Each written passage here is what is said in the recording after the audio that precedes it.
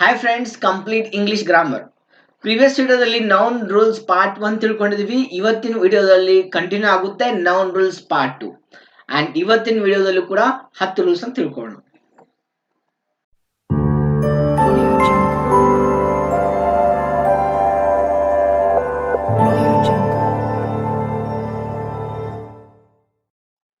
Rule number 11.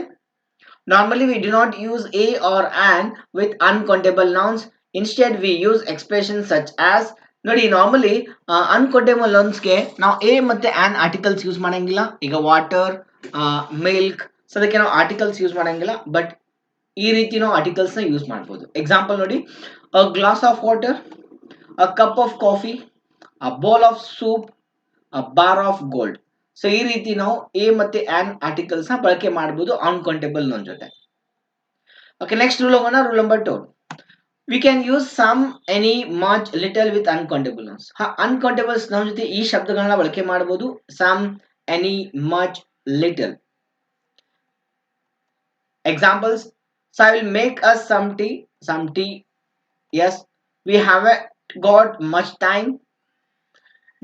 He does not usually drink much coffee. This is little information about the weather. ನೋಡಿ, ಈ ಶಬ್ದಗಳು ನಾವು ಅನ್ಕೌಂಟೇಬಲ್ಸ್ use ಮಾಡ್ತೀವಿ. Some, any, much, little ಅಂತ. Next rule number 13. The words such as assistant, cousin, clerk, doctor, lecturer, leader, teacher, friend, dancer, client, professor. ಇದು ನೋಡಿದ ತಕ್ಷಣ ಗೊತ್ತಾಗುತ್ತೆ, these are common nouns. Okay, common nouns. We use them masculine or feminine as per the requirement. Requirement ಪ್ರಕಾರ use ಮಾಡಬೇಕಾಗುತ್ತೆ. Common gender ಅಂದ್ರೆ ಅದೇ. What is common gender? The noun which denotes either male or female animal ಅಂತ ಹೇಳ್ತೀವಿ. So example ನೋಡೋಣ. He is teacher or you can say she is teacher.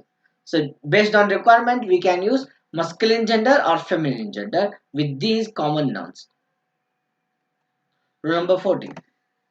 To personify neuter gender. ನೋಡಿ, neuter gender ನ personification ಮಾಡಬೇಕಾದ್ರೆ we use masculine gender to personify strength ಮತ್ತೆ power. Strength ಮತ್ತೆ power ನ ನಾವು personify ಮಾಡೋಕೆ masculine gender ಯೂಸ್ ಮಾಡ್ತೀವಿ. Example: sun, time, death, winter, love, war, god. Masculine gender use ಮಾಡ್ತೀವಿ ಈ ಶಬ್ದಗಳಿಗೆ. And feminine gender to personify beauty and grace. Beauty ಮತ್ತು ಗ್ರೇಸ್ ನ ಡಿಸ್ಕ್ರೈಬ್ ಮಾಡೋಕೆ, ಪರ್ಸನಿಫೈ ಮಾಡೋಕೆ we use feminine gender. Earth, moon, nature, cars, justice. So ಅಲ್ಲಿ ನಾವು feminine gender use ಮಾಡ್ಬೋದು. ಎಕ್ಸಾಂಪಲ್ ನೋಡೋಣ. ನೋಡಿ, the sun was shining on the sea, shining with all his might. ನೋಡಿ, ಸನ್ಗೆ ನಾವು ಹೀಸ್ ಅಂತಿದೀವಿ, means we are personifying sun to masculine gender. It is our duty to protect mother earth. Earth ಗೆ ನಾವು mother ಅಂತ denote ಮಾಡ್ತಾ ಇದೀವಿ, means feminine gender. Okay, that is rule number 14. For small creatures, insects and very young children, neuter gender is used. ನೋಡಿ, creatures ಗೆ, insects ಗೆ, young children ಗೆ ನಾವು ಏನು ಯೂಸ್ ಮಾಡಬೇಕಾಗುತ್ತೆ? ನ್ಯೂಟ್ರಲ್ ಜೆಂಡರ್ ಯೂಸ್ ಮಾಡಬೇಕಾಗುತ್ತೆ. ಎಕ್ಸಾಂಪಲ್ ನೋಡೋಣ. The baby wants food every hour or it starts crying. ನೋಡಿ, ನಾ it starts crying ಅಂದಿದ್ದೀನಿ. it ಏನ್ ಡಿನೋಟ್ ಮಾಡುತ್ತೆ? ನ್ಯೂಟ್ರಲ್ ಜೆಂಡರ್ ಡಿನೋಟ್ ಮಾಡುತ್ತೆ. ಬೇಬಿಗೆ ನಾನು ಇಲ್ಲಿ ನ್ಯೂಟ್ರಲ್ ಜೆಂಡರ್ ನ ಡಿನೋಟ್ ಮಾಡ್ತಾ ಇದ್ದೀನಿ. I could see the butterfly moving its wings. ಬಟರ್ಫ್ಲೈಗೆ ಇಟ್ಸ್ ವಿಂಗ್ಸ್ ಅಂತ ಹೇಳ್ತಾ ಇದ್ದೀನಿ. The baby wants its bottle. Again ಬೇಬಿಗೆ ನಾನು ಇಟ್ಸ್ ಬಾಟಲ್ ಅಂತ ಹೇಳ್ತಾ ಇದ್ದೀನಿ. Rule number 15. For small creatures, insects and young ಚಿಲ್ಡ್ರನ್ಗೆ ನ್ಯೂಟ್ರಲ್ ಜೆಂಡರ್ ಬಳಕೆ ಮಾಡ್ತೀವಿ. Rule number 16. When we use names of countries as geographical units, we take them as neuter gender, but when we use them personified objects and as political or economical units, we consider them feminine gender and use feminine pronouns with them. ನೋಡಿ, normally neutral gender ಬಳಕೆ ಮಾಡ್ತೀವಿ, but ಅದನ್ನ ಪರ್ಸನಿಫೈ ಮಾಡಬೇಕಾದ್ರೆ objects ನ ಮತ್ತೆ political and economical units ನ ನಾವು feminine gender ನ ಬಳಕೆ ಮಾಡ್ತೀವಿ. ಹೇಗೆ ಚೆಕ್ ಮಾಡೋಣ. ನೋಡಿ, China is one of the largest countries of Asia. It is larger than India. So ಇಲ್ಲಿ ನಾವು ಇಟ್ ಅಂತ ಯೂಸ್ ಮಾಡಿದ್ವಿ. ನಾರ್ಮಲಿ ಎಲ್ಲಾ ಕಂಟ್ರೀಸ್ಗೆ ಜೋಗ್ರಫಿಕಲ್ ಏರಿಯಾ ಯೂನಿಟ್ಸ್ಗೆ ನಾವು ನ್ಯೂಟ್ರಲ್ ಜೆಂಡರ್ ನ ಬಳಕೆ ಮಾಡ್ತೀವಿ. ಕರೆಕ್ಟ್ ಇದೆ. So India is proud of our culture. ನೋಡಿ, ಅದನ್ನ ನೀವು ಪರ್ಸನಿಫೈಡ್ ಮಾಡಬೇಕಾದ್ರೆ will be using feminine gender. ನೋಡಿ, ಹರ್ ಅಂತ ಹೇಳ್ತಿದ್ದೀನಿ. Rule number 17. While using everybody, everyone, anybody, and each, the pronoun of the masculine or the feminine gender is used according to the context. Context ಪ್ರಕಾರ use ಮಾಡಬೇಕಾಗುತ್ತೆ. And but when sex is not mentioned, gender ಅಲ್ಲಿ mention ಮಾಡಿಲ್ಲ ಅಂದ್ರೆ we use pronoun of the masculine gender. ಅಲ್ಲಿ masculine gender ಅನ್ನ consider ಮಾಡಬೇಕಾಗುತ್ತೆ. Example ನೋಡೋಣ. ನೋಡಿ, each of the 6 girls in the class has finished her tasks. ನೋಡಿ, ಹರ್ task ಯಾಕೆ ಯೂಸ್ ಮಾಡಿದ್ದೀನಿ ನಾನು? ಹರ್ ಅಂತ ಯಾಕೆ ಯೂಸ್ ಮಾಡಿದ್ದೀನಿ? ಅಲ್ಲಿ ಗರ್ಲ್ಸ್ ಮೆನ್ಷನ್ ಮಾಡಿದ್ದಾರೆ, ಅದಕ್ಕೆ ಹರ್ ಯೂಸ್ ಮಾಡಿದ್ದಾರೆ. ಸೆಂಟೆನ್ಸ್ ಕರೆಕ್ಟ್ ಇದೆ. ಅಂಡ್ ಅದೇ ರೀತಿ second example, each of the 6 boys in the class has finished his task. ಇದು ಕೂಡ ಕರೆಕ್ಟ್ ಇದೆ. ಯಾಕೆ ಬಾಯ್ಸ್ ಅಂತ ಮೆನ್ಷನ್ ಮಾಡಿದ್ದಾರೆ? Gender no issue, his use ಮಾಡಬೇಕು. Anyone can qualify this exam if he tries. ಇಲ್ಲಿ ಎನಿ ಒನ್ ಅಂತ ಬಂದಾಗ ಇಲ್ಲಿ ಯಾವ ಜೆಂಡರ್ ಅಂತ ಗೊತ್ತಾಗ್ತಾ ಇಲ್ಲ. So whether it is masculine or feminine ಅಂತ. ಬಟ್ ಅದಕ್ಕೆ ನಾವು ಏನ್ ಯೂಸ್ ಮಾಡ್ತಾ ಇದೀವಿ? ಮಸ್ಕ್ಲಿನ್ ಜೆಂಡರ್ ಯೂಸ್ ಮಾಡ್ತಾ ಇದೀವಿ. ಇಫ್ ಹಿ ಟ್ರೈಸ್, ಹಿ ಅಂತ ಯೂಸ್ ಮಾಡ್ತಾ ಇದೀವಿ. ಯಾಕೆ ಮಸ್ಕ್ಲಿನ್ ಜೆಂಡರ್ ಯೂಸ್ ಮಾಡಬೇಕು? ವೆರಿ ಸಿಂಪಲ್, ನೆನಪಿಟ್ಕೊಳ್ಳಿ. So if gender is not mentioned, everyone, everybody, anybody ಈ ಜೊತೆ ಮೆನ್ಷನ್ ಮಾಡಿದ್ದಲ್ಲ ಅಂದ್ರೆ ನೀವು ಮಸ್ಕ್ಲಿನ್ ಜೆಂಡರ್ ಯೂಸ್ ಮಾಡಬೇಕು according to majority. Okay, next, rule number 18. Uncountable nouns are generally used in the singular form and the indefinite articles is not used before them. So uncountable noun ನಾವು singular form ಅಲ್ಲಿ use ಮಾಡಬೇಕಾಗುತ್ತೆ. And ಯಾವುದೇ ರೀತಿ articles use ಮಾಡಬಾರ್ದು ಅದಕ್ಕಿಂತ ಮುಂಚೆ. ಹೌದು, ಗೊತ್ತು ಇದು. But they are not use with plural verb. ಇದು ಪ್ಲೂರಲ್ ವರ್ಬ್ ಜೊತೆ ಯೂಸ್ ಮಾಡಂಗಿಲ್ಲ. And some examples of this noun: advice, evidence, word, information, hair, luggage, scenery, business, employment, machinery, equipment, baggage, furniture, poetry. And ಈ words ಗಳು ಏನಿದೆ uncountable nouns ಇದೆ. ಇದಕ್ಕೆ ಯಾವುದೇ ರೀತಿ ಆರ್ಟಿಕಲ್ ಯೂಸ್ ಮಾಡಂಗಿಲ್ಲ, ಇದಕ್ಕೆ ಯಾವುದೇ ರೀತಿ ಪ್ಲೂರಲ್ ವರ್ಬ್ ಯೂಸ್ ಮಾಡಂಗಿಲ್ಲ, ಸಿಂಗ್ಯುಲರ್ ವರ್ಬ್ ಯೂಸ್ ಮಾಡಬೇಕು. ಎಕ್ಸಾಂಪಲ್ ನೋಡೋಣ. Rohan gave me an information.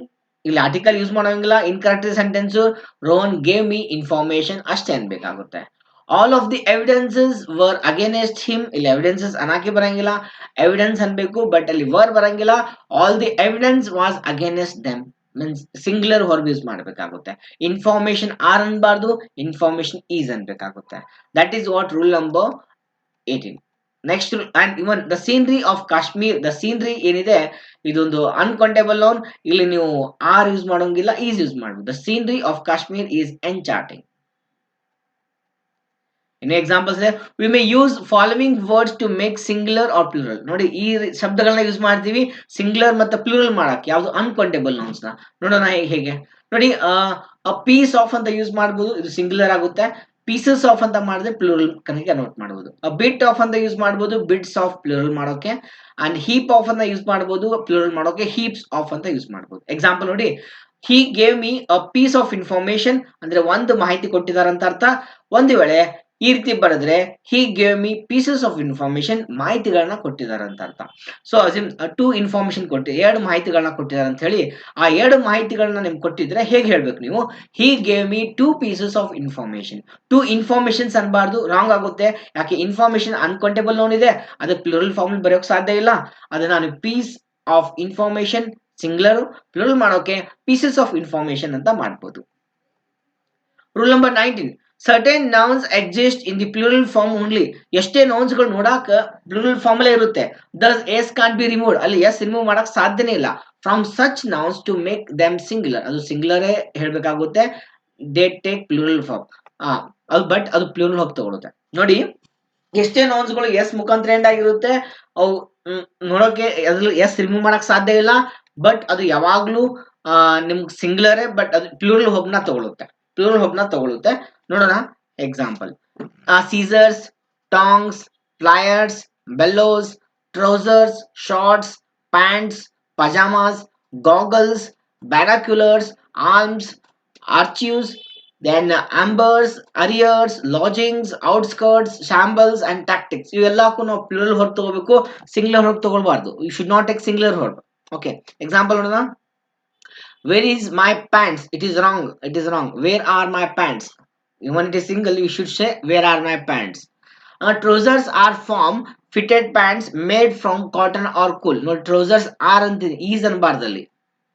Spectacles are costly item. Spectacles is costly item ಅನ್ಬಾರ್ದು, spectacles are costly item.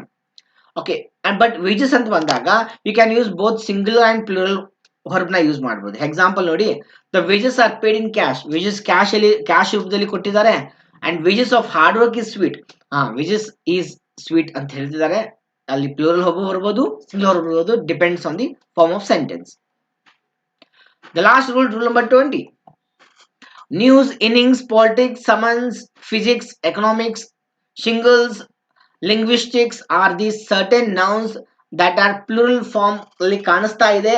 But ಇದು ಪ್ಲೂರಲ್ ಫಾರ್ಮ್ ಇಲ್ಲ, they are in singular meaning. ಅದು plural form ಅಲ್ಲಿ ಇದೆ, but ಅದು meaning ಏನಿದೆ ಸಿಂಗ್ಯುಲರ್ ಅಲ್ಲಿ ಇರುತ್ತೆ. They take singular. ಇವೆಲ್ಲ ಸಿಂಗ್ಯುಲರ್ ಹೊರಬೇ ತಗೊಳುತ್ತೆ, ಪ್ಲೂರಲ್ ಹೊರಬ್ ತಗೊಳಂಗಿಲ್ಲ. ಈಗ ಪ್ಯಾಂಟ್ಸ್ ಆರ್ ಕರೆಕ್ಟ್ ಅದು, ಬಟ್ ಇಲ್ಲಿ ಏನ್ ಕೊಟ್ಟಿನ ಎಕ್ಸಾಂಪಲ್ಸ್, ಇಲ್ಲಿ ಪ್ಲೂರಲ್ ಹೊರಬ್ ತಗೊಳಂಗಿಲ್ಲ, ಸಿಂಗ್ಯುಲರ್ ಹೊರಬ್ ತಗೊಳುತ್ತೆ. ಎಕ್ಸಾಂಪಲ್ ನೋಡೋಣ. Yes, this news is not fake. ನೋಡಿ, ನ್ಯೂಸ್ ಪ್ಲೂರಲ್ ತರ ಕಾಣಿಸ್ತಾ ಇದೆ, ಅಲ್ಲಿ ನೀವು ಈಸ್ ಆರ್ ಅನ್ಬಾರ್ದು, ಈಸ್ ಅನ್ಬೇಕು. The summons has been received by Mukesh. The summons has received ಮಾಡಿದ್ದಾರೆ, ಹ್ಯಾಸ್ ಬಂದಿದೆ. Physics is difficult subject. Physics ಇದು ಪ್ಲೂರಲ್ ಅಲ್ಲ, ಹೆಸರಿದೆ ಆರ್ ಇದೆ, ಅದು ಈಸ್ ಇಂದ ತಗೋಬೇಕಾಗುತ್ತೆ. Some more examples. ಸಮನ್ಸ್ ಬಗ್ಗೆ ಸ್ವಲ್ಪ ಮಾಹಿತಿ ಕೊಡ್ತೀನಿ. Summons use as a noun and singular. Plural of summons ಏನ್ ಗೊತ್ತಾ, ಸಮನ್ಸಸ್ ಅನ್ಬೋದು, ಅಂದ್ರೆ ಇದು ಪ್ಲೂರಲ್ ಆಗುತ್ತೆ. ವೈಲ್ ಸಮನ್, ಬರೀ ಸಮನ್ ಅಂದ್ರೆ ಏನಾಗುತ್ತೆ, summon is use as verb, ಅದು ವರ್ಬ್ ಆಗುತ್ತೆ. Which means to ask someone to appear especially in a court. ಯಾರಿದ್ರೆ ಕೋರ್ಟ್ ಕರಿಬೇಕಂದ್ರೆ ಸಮನ್ ಅಂತ ಕರೀತಾರೆ. ಸಮನ್ಸ್ ಅಂದ್ರೆ ಅದೊಂದು ಆಜ್ಞೆ ಪತ್ರಿಕೆ ಅಂತ ಹೇಳ್ತೀವಿ. ಸಮನ್ಸಸ್ ಅಂದ್ರೆ ಪ್ಲೂರಲ್ ಆಗುತ್ತೆ. ಎಕ್ಸಾಂಪಲ್ ನೋಡಿ, 2 ಸಮನ್ಸಸ್ ಹ್ಯಾವ್ ಬಿನ್ ರಿಸೀವ್ಡ್. ಓಕೆ, 2 ಆಜ್ಞೆ ಪತ್ರಗಳನ್ನ ರಿಸೀವ್ ಮಾಡಿದ್ದಾರೆ. ಅಲ್ಲಿ ಇದು ನೌನ್ ಇದೆ, ಇದು ನಾಮಪದ. Summons noun. They were summoned to the court to give advice. ಅವ್ರಿಗೆ ಕರೆದಿದ್ದಾರೆ. ಇದು ನೌನ್ ಅಲ್ಲ, ಇದು ವರ್ಬ್ ಇದೆ. ಸಮನ್ ಅನ್ನೋದು ವರ್ಬ್, ಸಮನ್ಸ್ ಅನ್ನೋದು ನೌನು. ಅದ್ರ ಮುಂದೆ ಮತ್ತೆ ಇಎಸ್ ಆಡ್ ಆದ್ರೆ ಅದು ಪ್ಲೂರಲ್ ಆಗುತ್ತೆ.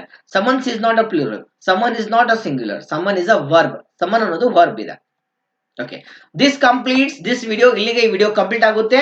ಅಂಡ್ ಇಲ್ಲಿಗೆ ನಾವು ಮತ್ತೆ 10 ರೂಲ್ಸ್ ಅಂತ ತಿಳ್ಕೊಂಡಿದ್ವಿ. ಮತ್ತೆ ನೆಕ್ಸ್ಟ್ ವಿಡಿಯೋದಲ್ಲಿ ರಿಮೈನಿಂಗ್ ರೂಲ್ಸ್ ನ ತಿಳ್ಕೊಂಡ, ರೂಲ್ಸ್ ಇದೆ ನೌನ್ ಬಗ್ಗೆ, ರಿಮೈನಿಂಗ್ ರೂಲ್ಸ್ ಏನು ಚೆಕ್ ಮಾಡೋಣ.